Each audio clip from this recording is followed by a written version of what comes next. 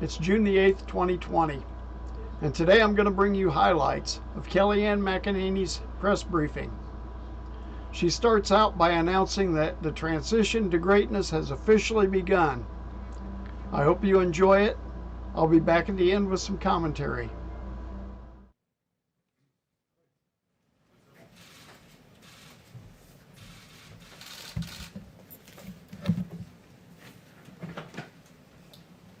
Hello, everyone. The transition to greatness has officially begun. Friday's jobs report was encouraging, to say the absolute least. The jobs in this country, we had more than 2.5 million added. The prediction was that 7.5 million jobs would be lost. This was a 10 million swing toward the positive side, and in fact, the greatest number of jobs created in a single month on record. That is extraordinary. 225,000 manufacturing jobs, 464,000 construction jobs, and 1.2 million leisure and hospitality jobs were all added in May. Beyond that, the number of workers who reported being on temporary layoffs decreased by 2.7 million in May. And more than that, and this was a great number that was pointed out to me today by the CEA, 300,000 jobs were created for Black Americans in particular. That's in May, and that was a 1.7% increase, so very encouraging numbers there from the CEA that they highlighted for me, BLS numbers that they highlighted. May's jump in average weekly hours also is an encouraging sign, because increasing hours is a sign that employers need to hire more workers to meet demand. For all private sector employees, average weekly hours increased by 0.5% to 34.7 hours, the highest level since the series began in 2006. 73% of small businesses are open. That is up from the 52% right before the April jobs report reference period. Also, workplace visits are up roughly 40% from its pandemic low. The stock market is absolutely soaring. We saw with the S&P that it had its greatest 50-day rally in history. The Dow, likewise, is also booming. The markets clearly have confidence in President Trump, the jobs president who created the hottest economy in modern history once and will do it again. Also, commentators and economists have noted how great this jobs report was. Yesterday, we saw Mohamed El-Erian, the chief economic advisor at Allianz, say this will go down in history as the biggest positive data shock for the markets and the economy, and you saw how surprised the markets were. They surged on Friday, capping a strong week with the NASDAQ closing at a record high. He said it was also very surprising to the economists. Not a single one thought that we would create jobs. Everybody expected the unemployment rate would go up. It did not. Also, senior economic correspondent at the New York Times, Neil Irwin, noted that we have to think that the May employment numbers count as a strong win for PPP supporters. Obviously, the president signed that into law and has been a big cheerleader of the PPP. Typical economists missed it by 10 million, as I noted at the top of the briefing. 10 million. That's bigger than the entire state of Michigan nearly, and that's how much economists were off. Why is this happening? Well, it's happening because America has taken note of the fact that we have a president who ushered in the hottest economy in modern history, record low unemployment for Black Americans, for Hispanic Americans, for the disabled, for our veterans. Paychecks were beginning to rise under the President Donald Trump economy. We have the great jobs creator in office, and America clearly has confidence in this president. You have a president who fundamentally understands how to put this country back to work, and we saw that in action with the Friday jobs report. And with that, I'll take questions. So start with John. Kayleigh, what's the president's thinking on this growing movement to either defund or dismantle police forces across the country, and what reforms does the president think would be appropriate in the wake of the George Floyd killing? Yeah, it's a really good question. The president is appalled by the defund the police movement. The fact that you have sitting congresswomen wanting to defund the police, notably Rashida Tlaib, notably Biden advisor AOC Alexandria Ocasio-Cortez, a former Clinton and Eric Holder spokesperson Brian Fallon, wanting to defund our police across this country. It is extraordinary. And when you think the left has gone far, and they couldn't possibly go farther, because we all remember the defund ICE movement. They want to defund immigration and custom enforcement, and now they want to defund the police. This is extraordinary. This is rolling back the protective layers that protect Americans in their homes and in their places of business. He's appalled by it, and it's remarkable to hear this coming from today's Democrat Party. As for solutions, he's talking through a number of proposals, no announcements on that, but he definitely, as he's noted, recognizes the horrid injustice done to George Floyd and is taking a look at various proposals. Does the president agree with any of the mayors across the country who are saying, I think we could take some of the money from policing and put it toward other programs that could be effective in community development, which could lead to the potential for a lesser need for policing? Well, let's be clear. If the mayor of LA wants to defund police, take money away from police, Mayor de Blasio, the mayor of New York, wants to take money away from police, that means cutting of police. That means reducing police departments. That means defunding police departments, if not getting rid of them entirely. No, he does not agree with that, and the rest of America does not agree with that. Kayleigh. Two questions for you. As you are going over your forms and what you think is needed, does the president feel that there is systemic racism in law enforcement? The president's been very clear there are injustices in society. I've noted several for you that he's pointed out as a Republican primary candidate, noting the Sandra Bland video was absolutely horrible, noting George Floyd. There's a civil rights investigation into that. He definitely believes there are instances of racism, but look, he believes our law enforcement are the best in the world. He believes that by and large they are good people. The 750 who were injured defending this country from rioters and Antifa in the streets, as to be distinguished from the peaceful protesters, those 750 officers who were hurt defending our country were heroes, as was David Dorn, a police officer who lost his life, and Patrick Underwood, who also lost his life in the last week or so. I want you to think about that for just a second. 750 policemen injured during these protests, and something she didn't mention, but there have been at least 12 people killed.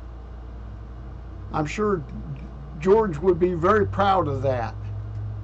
He doesn't think that there's systemic racism in law. He believes most of our police officers are good, hardworking people, and there's a lot of evidence of that, and he has great faith in our police department. Okay, well, my second question. Does he still believe that NFL players who kneel as a form of protest against police brutality should be fired? The president is very much against kneeling in general. The president has made clear for years that kneeling is tied to our national anthem, that it does not respect our military men and women across this country. He's not a fan of the kneeling movement. He's made that very clear, particularly because he thinks it's disrespectful to our military, as the kneeling originated at the kneeling during the national anthem. Do you think they should be fired? I have no comments on that. He is against the kneeling movement, though, as he's noted on Twitter as recently as a few days ago. Say yes, he Yes. does still think they should be fired? I have no information on that, and I have not talked to him about that. That's called baiting, trying to put words into somebody's mouth. I hate the way they ask their questions. Is there anything in the Democrats' Policing Act that the administration supports? Yeah, that legislation, first of all, the text of it hasn't even been given to us. I've not talked with the president about that yet. He hasn't reviewed it yet. He's looking at a number of proposals, but there are some non-starters in there, I would say, particularly on the immunity issue. You had A.G. Barr saying this weekend he was asked about reduced immunity, and he said, I don't think we need to reduce immunity to go after the bad cops, because that would result certainly in police pulling back, which is not advisable. So he hasn't reviewed the legislation, but A.G. Barr, as a member of the administration, noted this prior to the proposal coming out. Does the administration support the banning of the use of chokeholds? Look, the president, again, hasn't reviewed this piece of legislation. The president is looking at what's a state issue, what's a federal issue right now. He's currently reviewing proposals, actually, on this very topic about police reform, so I'll leave it to him and not get ahead of him on that. But certainly we believe that the appropriate amount of force should be used in any police interaction with an individual. But 2 weeks after all of this civil unrest, why does the White House not have a plan? The president said on Friday that his plan for combating racism is a strong economy. How does that work? Look, that's an important part of combating racism, is making sure that there's equal opportunity for Black Americans in this country. This president, we hear a lot of words from Democrats about criminal justice reform, that they wanted this. Well, they got it with President Trump reducing racial sentencing disparities via the First Step Act. Democrats talk about economic opportunity for Black Americans and people in vulnerable communities, and this president has done that with opportunity zones. It was a good start, more than 900 places, creating private investment to help people get on on their feet to start businesses in this country. HBCUs, record funding. This president has repeatedly, through his actions, stood up for the black community, and a big piece of that is absolutely economic reform. And I'd finally note on the point of economic reform, the USMCA, these trade deals, the TPP, making sure that didn't take place, that directly advantaged hardworking men and women in Detroit who wanted their auto jobs. So his reformation with trade, and also opportunity zones is helping to ensure that Americans of all races have the same opportunity in the economic plane. You say he will eventually have a police reform plan. He's looking at various proposals, so I won't get ahead of him. No announcements on that front, but he has been looking at them over the last few days. Yes. Yes. There are reports that the administration is going to be pulling troops from Germany. Can you say how many and when and where are they going? Yeah, what I would say on that is, first, we have no announcements at this time. I know there's reporting out there, but as of this moment, there are no announcements. The president's continually reassessing the best posture for the United States military forces and our presence overseas. I mean, we remain committed to working with our strong allies. Will he consult Angela Merkel before making a final decision? I'll leave that to the president. Again, no announcements at this time. This is an important question, and she just kind of brushes over the answer. But we need to pay a lot of attention to what's going on between the U.S. and Germany right now. President Trump wants to pull a lot of troops out of Germany, let them rely on themselves for their own security. They strongly disagree. Angela Merkel, being the player that she is, communist player that she is, she deals a lot with China. They have a real good trade relations with China that they don't want to give up. So anyway, just need to pay a lot of attention to what's going on over there right now. And just one final, the new Lafayette Square fencing, do you have any indication on when that might be removed or taken down, since the protests have become more peaceful, and who makes that decision? Yeah, I don't have any announcements with regard to the fencing. That's not something that's in White House control in terms of securing the perimeter. But what I would say is the president has recognized that the protests have largely been peaceful. Why have they been peaceful? It's because of the actions taken by this administration. If you'll notice, Minneapolis was in chaos until the National Guard came in, and then it was secure. You had outside here in Lafayette Park, I noted the 750 law enforcement officers that were injured across the country. Well, 1/5 of those were in D.C. and the vast majority in Lafayette Park. And once the National Guard came in, D.C. was secure. That Monday decision by the president of encouraging governors to surge the National Guard made the difference. And the president's recognized now that the protests are peaceful. He's recommended a winding down of the National Guard, very peaceful protest over the weekend. So with regard to the security of the building, not a decision for the White House, would refer you to Secret Service and Park Services on that. But the president has recognized the peaceful protesting and is encouraged by that. Yes, Jen. Kayleigh, on Hong Kong, can you say when will the administration revoke Hong Kong's trade status? And also, do you think that move will be the only thing the administration does? Is there something else planned? And do you think that China will listen? Are you seeing any signs of China relenting on Hong Kong? Yeah, we haven't seen any updates from China thus far. No announcements with regard to the timing of that, but the president has been very clear that China has replaced its promise of one country, two systems with one country, one system, which is what led the administration to make the announcement that it would begin eliminating policy exemptions that were given to Hong Kong, the special treatment that they once had. Kayleigh? Yes, Steve. Is there any, a week after what we saw in Lafayette Park last Monday night, are there any people here in this building who believe that, or does the president believe, that perhaps things went the way they shouldn't have gone? Is there any regret on the part of the president or anyone here about how people were treated, people who were peacefully protesting, and how they were rushed out so violently? No, there's no regrets on the part of this White House because, look, I'd note that many of those decisions were not made here within the White House. It was A.G. Barr who made the decision to move the perimeter. Monday night, Park Police also had made that decision independently when they saw all of the violence in Lafayette Square. And before these protesters were moved by Park Police and they issued that tactical order, there were 3 loud warnings. And as I believe it was A.G. Barr on Face the Nation noted, that some of those protesters moved back and adhered to the warning, but others of those protesters started hurling objects, and that was unacceptable. And Park Police acted as they felt they needed to at that time in response, and we stand by those actions. The propaganda that America's communist news networks are trying to promote is that these were peaceful protests. These were by no means peaceful protests. A lot of the protesters were trying to be peaceable, but they were just infiltrated with ANTIFA.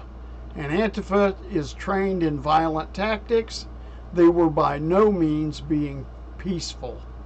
The country and the world saw this violent clash between people who were otherwise peacefully protesting. But really, the president is not sorry for the way things went? No, the president is sorry about the fact that Antifa wreaked havoc in our streets and the failure of some members of the media to note that. Like CNN's Chris Cuomo said, show me where it says protesters are supposed to be peaceful. Well, I'd point him to the First Amendment where it says that you have the right to, quote, peaceably assemble. He should go back and read the Constitution. There are many others out there, like Don Lemon, saying that rioting is a mechanism to restructure our country. Burning down St. John's, using a pick to literally like carve out, as we saw in that video, concrete from the sidewalk to hurl at officers, that's not peacefully protesting. The actions of the rioters were not in keeping with the First Amendment. And I think the media needs to recognize there's a discernment between the peaceful protesters, many of whom I've seen, and the rioters. And yes, America will act against rioters. And yes, under President Trump, he will not allow burning buildings, 150 federal buildings to be defaced, and 750 law enforcement officers to be injured in our country. Can I ask you one more about the Yes, president? Ryan. I like the blue suit. Oh, thank you. That's a really snazzy look. Yeah, just to follow up on that, you do know that the burning of St. John's happened on Sunday nights, and a lot of the violence that you're talking about, that happened on Sunday night. What he was asking about was Monday, when, as anyone who was down there knows, it was almost exclusively peaceful, especially in the moments before the chemical munitions were used on those protesters. So, do you just want to clarify that about the burning of St. John's, because that happened on a different day? And here we go again. Chemical munitions were not used on the protesters. Pepper bombs were used on the protesters. Pepper, like pepper. No chemicals. These guys just make me boil. Yeah, the burning of St. John's is what prompted the decision to move the perimeter. It's what prompted Park Police to say that evening the perimeter must be moved. It's what prompted, it's what prompted AG Barr to agree with that decision on Monday morning that the perimeter needed to be moved. But when you hurl objects at Park Police, when you don't move after 3 orders are given, Park Police acted appropriately. When the shield of Park Police was batted down, when one person tried to grab a Park Police officer's weapon, that's not peaceful by any definition of the word. And one question on the area in front of the White House is now officially known as Black Lives Matter Plaza. Does the president agree with that decision? I don't agree with that decision, but my decision doesn't matter. I haven't talked to him about it. Haven't mentioned that to him. Yes. Kayleigh, does he agree in general the way that Mitt Romney stated over the weekend he does with the core message of Black Lives Matter? What Mitt Romney has to say doesn't matter. Mitt should get clear out of politics. He lost to Barack Hussein Obama, remember? His whole family is involved in drug trafficking out of Mexico. And don't believe me, do your own research. Yeah, Mitt Romney can say 3 words outside on Pennsylvania Avenue, but I would note this, that President Trump won 8% of the black vote. Mitt Romney won 2% of the black vote. I believe President Trump, people across the country recognize that while Mitt Romney has a lot of words, notably he said that 47% of the nation is dependent upon government, believes they are victims, believes that the government has a responsibility to care for them. Those were Mitt Romney's words not too long ago. The president takes great offense to those words. That's not America. Guess what America is? It's when given opportunity via a Trump opportunity zone, belief that Americans of all races can rise to the occasion and achieve, belief in HBCUs and giving record funding to HBCUs, because we need to enable education in our country and school choice. Those kind of actions on the part of the president stand in stark contrast with the very empty words of Senator Romney. Yes. Thank you, Kayleigh. As you have noted, the president has talked about the protests, he's talked about the death of George Floyd, but he still hasn't given a formal address to the nation. Why is that, and are there plans for him to do that anytime soon? So the president has addressed the nation on this. I know several media outlets chose not to cover it, but when he was down in Florida last Saturday, he said, and I have the whole thing here, as he said many times, the death of George Floyd on the streets of Minneapolis was a grave tragedy. It should never, ever have happened. He spent several minutes going through this. In fact, half of his speech saying, I understand the pain that people are feeling. We support the right of peaceful peaceful protesters. We hear their pleas. And he went on and on and on. He said on Monday, I am your president of law and order and an ally of peaceful protesters. So he has said it. Some in the media have chosen not to cover it. Those words are out there and they're documented. Yes. Ebony. Yeah, thank you. Obviously, we're hearing a very optimistic message from the president about the jobs numbers and the stock market recovery. But in an executive order on Thursday night, the president said that he had determined that without intervention, the US faced the likelihood of a long economic recovery with persistent high unemployment. I'm just wondering why we're hearing two messages from the president and how the American people are supposed to feel about the economy for the rest of the year. Yeah, well, the president sees Friday as a great stride toward what he ultimately wants, which is this rearing economy that we had where paychecks were growing and at the fastest for low-income workers. We were at a very good place before he chose to stop the economy to save 2.1 million lives potentially. So he took the action that was necessary at the time. He wants to get us back to that place we were at. He's the one who can do it. He's noted there's going to be a time of recovery. He thinks that Q4 will be good. Next year will be great.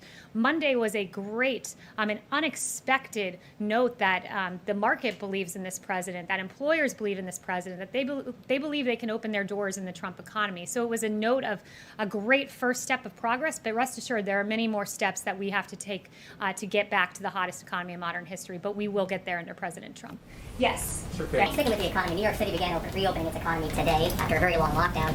Does President Trump think we need another coronavirus stimulus package? And if so, what would he want to see in it before he signs it? Yeah, he's remained open to a phase 4. There was some discussion about this. There was a meeting last week at the White House about that, actually. So won't get ahead of him, but he has said there are several things he wants.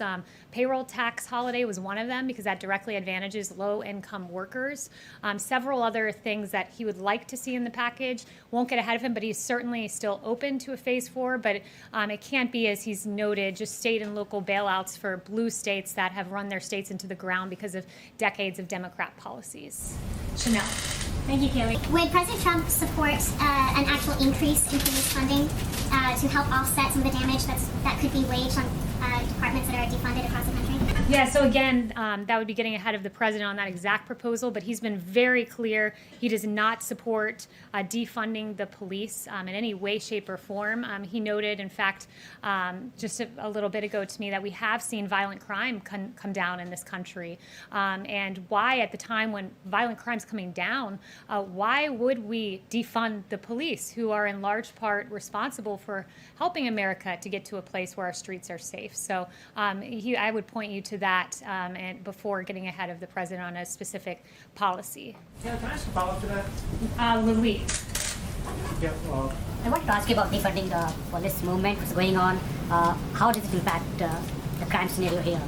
You said, sorry, I didn't hear the last bit. Defunding the police, how does it impact the crime scenario here? The crime rates are going up. Do you think that will impact the crime? Yeah, absolutely. Yep. Look, our police officers are the ones who are defending this country and making sure that we have law and order in our streets, and there's no more evidence of that than just taking a look at the raw numbers.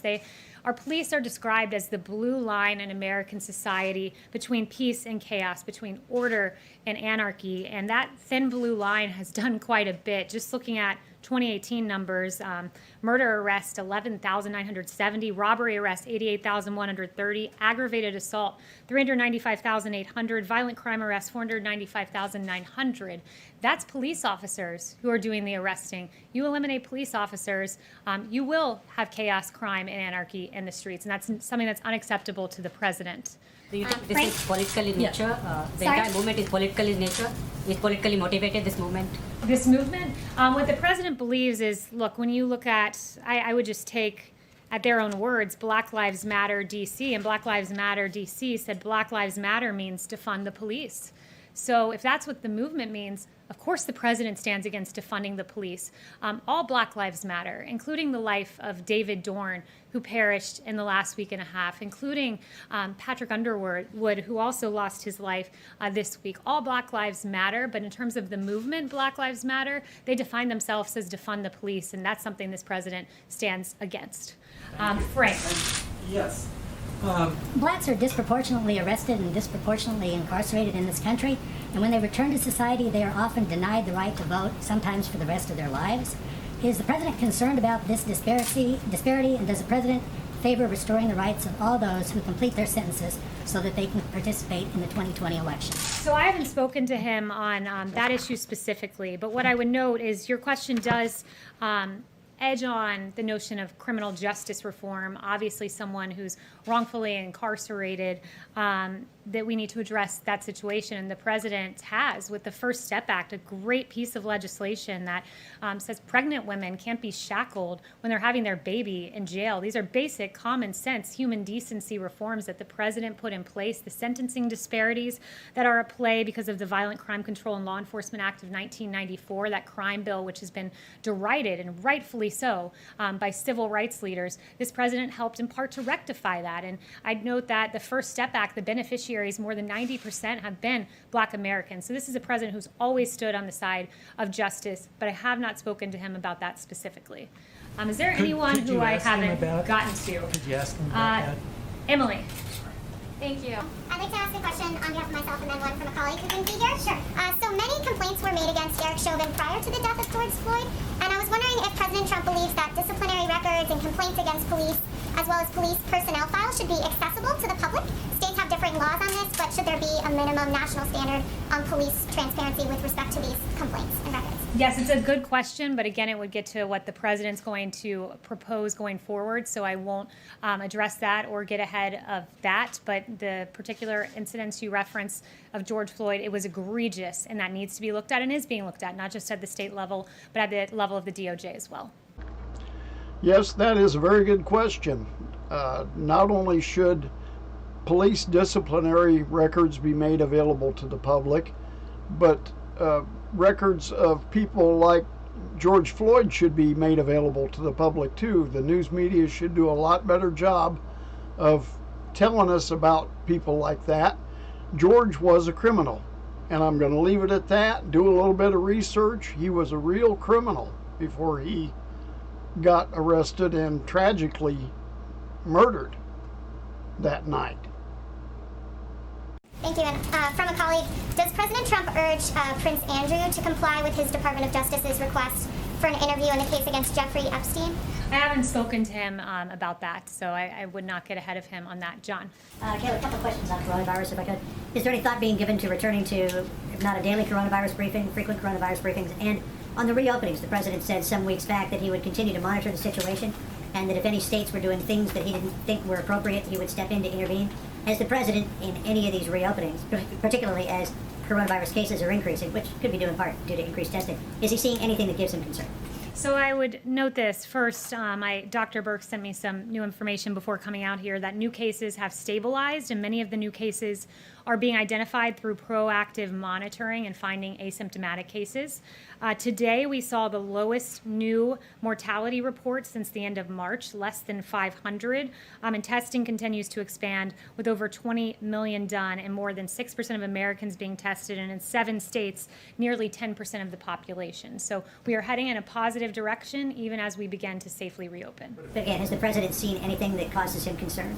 I would note again the encouraging signs put forward by Dr. Birx. He's seen the country safely reopen, and I would also just note some of the media contradictions here, certainly not referring to you specifically, John, but just a little more broadly, that there isn't an outcry about social distancing among the protests. And I mean, I saw one network with footage of the Ozarks and complaining about social distancing in the Ozarks, and then seamlessly transitioning into protest footage and not suggesting that there was a problem with the lack of social distancing. So I think we have to be very consistent here. And one note that I really wanted to get in, should have weaved it in earlier, but I think it's important, is just there's so much focus on our police officers right now. There are absolute cases of injustices. Our heart breaks for those cases, but I just want to note some of the great things our police have done last year alone. In Alaska, retired cop Kim Castro jumped in freezing water to help victims to safety after a plane crash. In Idaho, a woman said, "He saved my son's life," commenting on a cop who saved her disabled son. In Maine, a detective was killed while helping a motorist. In Rhode Island, a baby who was choking was saved by an officer. In Maryland, an officer was hailed for intervening in an active shooting incident. North Carolina, police thwarted a mass shooting. In Ohio, police took down a mass shooter at a bar. In Wisconsin, a terminally ill girl was visited by 40 officers and canines. In New York, Officers Buys and Officer Roman of the NYPD responded to an incident involving a homeless man. They bought him new glasses, a haircut, and a new suit, and they helped him to find a job. In Detroit, Michigan, an officer helped a homeless man struggling to shave in the streets. In Virginia, officers could be seen playing with little girls, playing dolls with them on the street. And in Arizona, Charlie called 911 asking for a Happy Meal mistakenly, and police delivered. This is who our great law enforcement officers are, and we should remember that. Thank you so much.